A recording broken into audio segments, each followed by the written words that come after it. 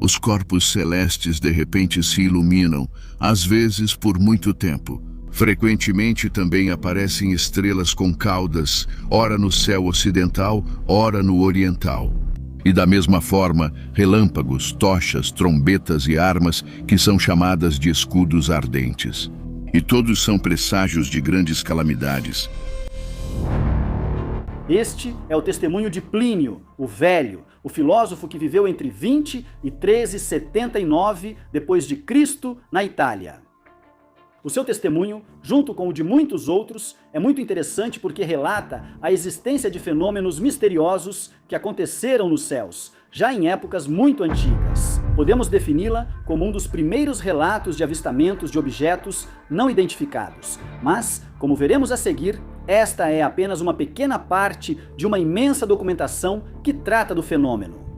Se até alguns anos atrás, quem falava de OVNIs era frequentemente recebido com sorrisos irônicos, hoje o fenômeno tomou um rumo completamente diferente.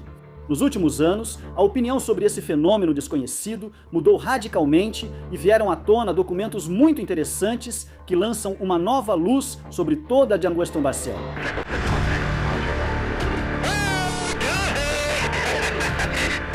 Mas o que está acontecendo no mundo da ufologia? Hoje, vamos fazer um balanço sobre o fenômeno dos objetos não identificados e veremos como esse tema, muitas vezes ridicularizado, se tornou uma questão quente e que abre possíveis cenários totalmente inéditos. Bem, agora, antes de começarmos essa viagem, como sempre fazemos, e se você ainda não fez isso, convidamos você a se inscrever no canal para apoiar o nosso trabalho. Em Aspoleto, desceu à terra um globo de fogo dourado e, tornando-se maior, pareceu se mover. Erguendo-se da terra, o globo dirigiu-se para o oriente, cobrindo o sol com seu tamanho. O fenômeno UFO é um tema complexo, frequentemente alvo de preconceitos e ironias, mas muitos pesquisadores já dedicaram atenção a ele ao longo dos anos. Pensem, por exemplo, que o estudo dos antigos relatos de objetos não identificados tornou-se uma verdadeira disciplina chamada clipeologia. O nome deriva de Clipeus, o escudo redondo que era usado pelas milícias do Império Romano.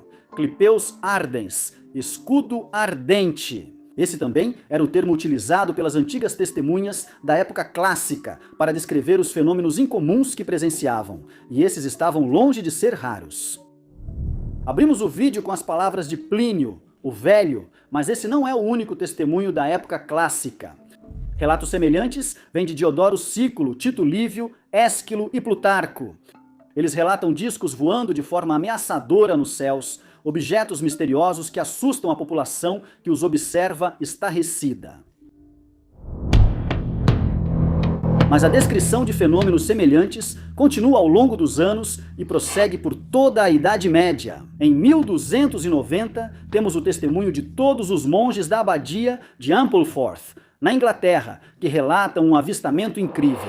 Enquanto o abade Henrique se preparava para recitar as orações da tarde, João, um dos irmãos, veio anunciar que um grande prodígio estava se mostrando lá fora. Então todos saíram, e eis que uma grande coisa prateada e redonda como um disco voa acima deles, provocando o mais intenso terror. Mas isso não é nada comparado ao que aconteceu em Nuremberg em 14 de abril de 1561, quando muitas pessoas foram testemunhas de um espetáculo assustador. O céu de repente se encheu de objetos cilíndricos, dos quais emergiram discos e globos brancos, vermelhos, pretos, laranja e azuis.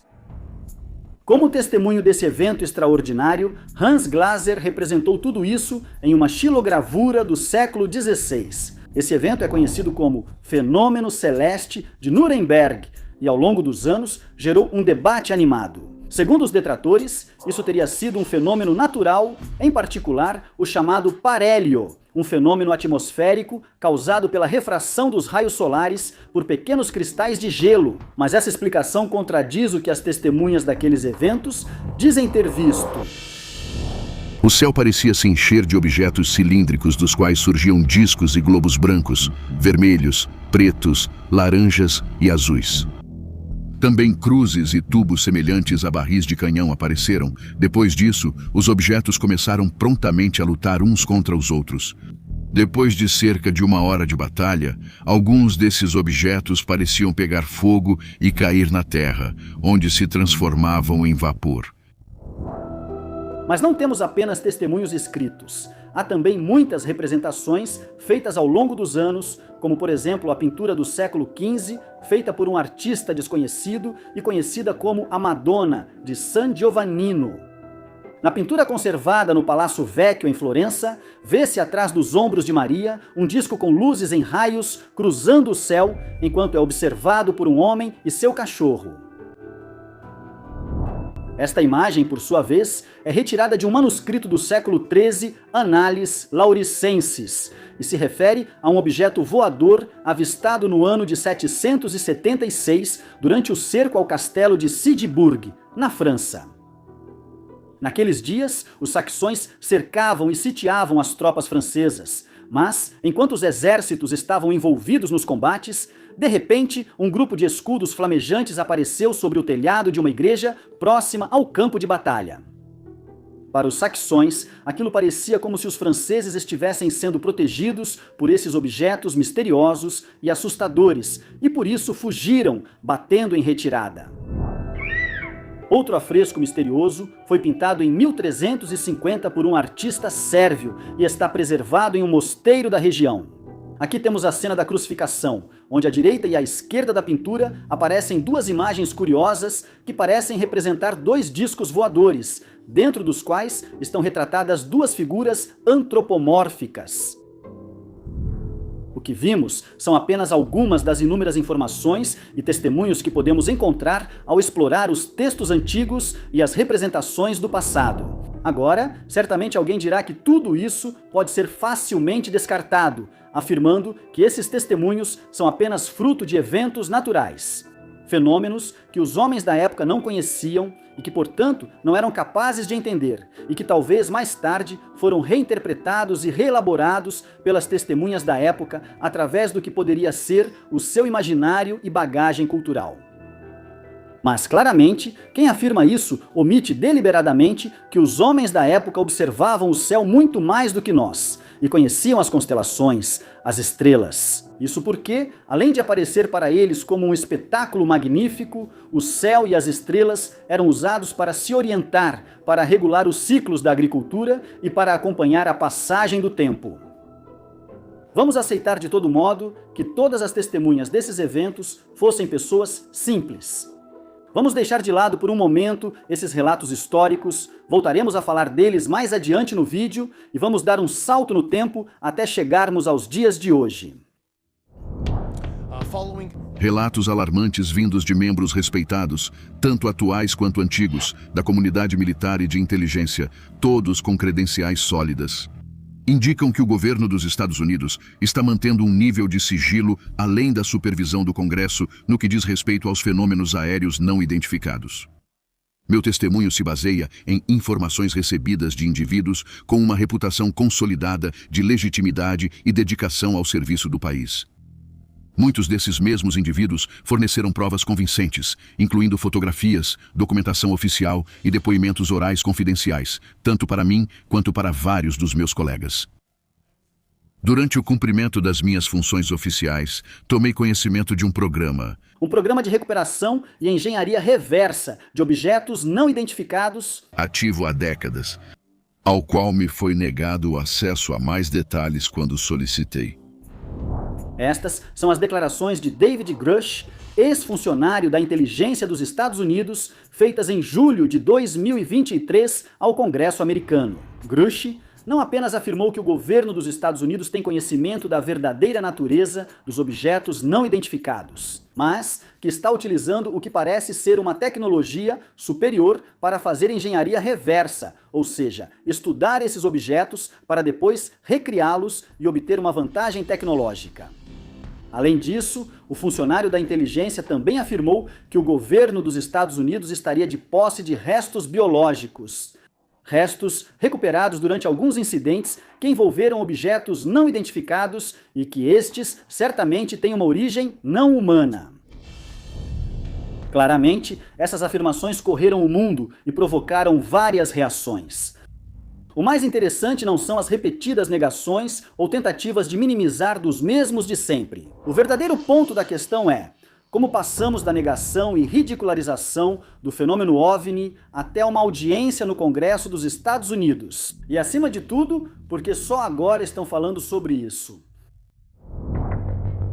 O estudo do fenômeno OVNI, ou o AP, segundo a nomenclatura recente, é um caminho muito longo que começa no final da Segunda Guerra Mundial. Entre 1947 e 1969, a Força Aérea dos Estados Unidos documentou de fato mais de 12 mil avistamentos de OVNIs, no âmbito do projeto Blue Book, incluindo observações de luzes, objetos e leituras de radar anômalas. Esses avistamentos foram relatados por uma variedade de fontes, incluindo pilotos militares e civis, observadores meteorológicos e astrônomos. Apesar dessa enorme quantidade de documentação, o projeto foi encerrado em 1969 após um estudo da Universidade do Colorado, que concluiu que não existem provas de que os OVNIs venham de outros mundos, atribuindo a maioria dos avistamentos a fenômenos naturais ou farsas. Mas, claramente, a negação do problema não impediu os avistamentos, que ao longo dos anos continuaram em todo o mundo, e cada vez mais frequentemente as testemunhas passaram a ser pessoas de reputação sólida. Algo, porém, na narrativa do fenômeno OVNI começa a mudar nos primeiros anos 2000, quando são divulgados os depoimentos de 2 pilotos da Marinha dos Estados Unidos que observaram um misterioso objeto oval sobrevoando os céus de San Diego. Nesses anos, o Pentágono inicia um programa para identificar ameaças aeroespaciais, mas a maioria desconhece isso. Somente em 2017 é que o New York Times revelará a existência do projeto e virão à tona outros depoimentos e vídeos feitos por pilotos da Força Aérea, onde objetos não identificados podem ser vistos claramente. É também nesses anos que se decide mudar a nomenclatura de OVNI para UAP, de objetos não identificados para fenômenos não identificados, mesmo que a essência do problema permaneça a mesma de meio século atrás. Atualmente, há ao menos 2 investigações em andamento nos Estados Unidos, uma do Pentágono e outra da NASA. Apesar de desmentidos, declarações impactantes e conferências, todos concordam em uma conclusão: o fenômeno UAP existe, é real e, portanto, merece ser investigado. Se essas declarações decepcionaram quem esperava um anúncio definitivo sobre a presença de visitantes alienígenas em nosso planeta, essas admissões, no entanto, mudaram totalmente o paradigma sobre a questão dos OVNIs. Ouçam, por exemplo, esta famosa entrevista do ex-presidente Obama no The Late Show. A discussão começa com o tom zombeteiro de sempre, mas depois toma outro rumo quando o ex-presidente faz uma observação precisa. Agora estou falando sério. Existem vídeos e gravações de objetos nos céus que não sabemos exatamente o que são. Não conseguimos explicar como eles se movem. A trajetória deles não segue um padrão facilmente explicável e, por isso, acho que devemos levar a sério a tentativa de investigar e entender do que se trata. Os testemunhos que vimos nesses últimos anos, afinal, deixam pouco para a imaginação. Objetos não identificados foram filmados claramente realizando manobras que não lembram eventos naturais, sugerindo movimentos guiados por algum tipo de inteligência. Como, por exemplo, as imagens inicialmente divulgadas pelo documentarista Jeremy Corbell e depois confirmadas pelo Pentágono, onde se vê claramente um objeto não identificado voar sobre o oceano, parar e, por fim, mergulhar na água. Bem, se depois de tantos anos chegou-se à conclusão de que o fenômeno dos objetos voadores não identificados é real, não podemos deixar de nos perguntar o que eles são. A teoria mais aceita é que se trata de tecnologia avançada, mas de origem humana, especificamente militar. Agora, se essa hipótese talvez tivesse algum fundamento no pós-guerra e durante a Guerra Fria, depois de 50 anos, essa tese claramente não se sustenta mais. Se há meio século éramos capazes de construir aeronaves desse tipo, por que ainda não há nenhum sinal delas? Além disso, estamos vivendo anos de guerra, intimidações e jogos de poder entre as nações. Não seria esse o momento ideal para revelar essa suposta tecnologia e dizer: aqui está, senhores, nós temos essas armas. Então, ou vocês fazem o que dizemos, ou haverá problemas. A isso devemos acrescentar que relatos de misteriosos objetos nos céus, que como vimos, se assemelham muito aos que ainda vemos hoje, são muito antigos e se perdem nos meandros da história. Se hoje acreditamos que esses objetos realmente existem, por que deveríamos excluir que aqueles que foram avistados em épocas passadas fossem reais? Além disso, se analisarmos os textos antigos presentes em quase todas as culturas do mundo, eles falam de forma bastante clara sobre encontros com entidades misteriosas, dotadas de conhecimentos e capacidades extraordinárias. À luz do que sabemos, esses textos poderiam adquirir novos significados? Uma resposta para essa pergunta talvez venha do México. Em 13 de setembro de 2023, durante uma conferência organizada pela Câmara do Parlamento do México, foram discutidas as últimas novidades no campo da ufologia e, ao mesmo tempo, algumas testemunhas da Marinha Americana foram ouvidas. Mas o jornalista Jaime Maussan, durante sua intervenção, surpreendeu o mundo inteiro. Ele apresentou inesperadamente os corpos mumificados de 2 seres, cuja natureza ele declarou não ser humana. A notícia se espalhou pelo mundo em pouquíssimo tempo, mesmo que alguns antecedentes não muito claros do jornalista tenham ofuscado o que deveria ter sido uma notícia sensacional. Para deixar claro, podemos dizer que a questão é, na verdade, muito mais complexa do que foi descrita pela mídia. E por enquanto, vamos relatar os fatos do que aconteceu e analisar junto com vocês alguns elementos muito interessantes dessa descoberta. Maussan apresentou durante a conferência 2 múmias. Essas foram datadas através da análise do carbono 14 pela Universidade Autônoma do México, que estimou uma idade de cerca de 1000 anos. A universidade esclareceu que não analisou as múmias, apenas uma amostra que supostamente era delas, procedimento confirmado por Maussan. Mas a maior surpresa vem da análise do DNA que teria sido realizada por um laboratório do Canadá e que teria estimado pelo menos 30% de DNA desconhecido, ou seja, estranho a tudo o que conhecemos. Maussan afirma ainda que os resultados do DNA são públicos e que qualquer pessoa que quiser analisá-los pode fazê-lo, mas que isso, por enquanto, não aconteceu, porque preferiram se concentrar nas críticas à sua pessoa. Qualquer pessoa que comece a investigar esse fenômeno é questionada e atacada. Isso acontece porque o mais importante é desacreditar o mensageiro, pois é assim que, em muitas ocasiões, encerram os casos mais marcantes, não atacando as provas, mas quem as apresenta. O DNA é uma prova. Disponibilizamos os resultados para todos, mas até hoje ninguém os analisou. Isso porque analisar o DNA e reconhecer os resultados significa comprovar a autenticidade da descoberta. Num primeiro momento, foi levantada a hipótese de que as múmias eram meras montagens, ou seja, restos de vários animais teriam sido usados para formar esses corpos peculiares. Mas as análises realizadas por José de Jesus Sauchi Benítez, um médico legista da Marinha Mexicana que utilizou técnicas como tomografia computadorizada e radiografias com raios X, descartaram essa possibilidade.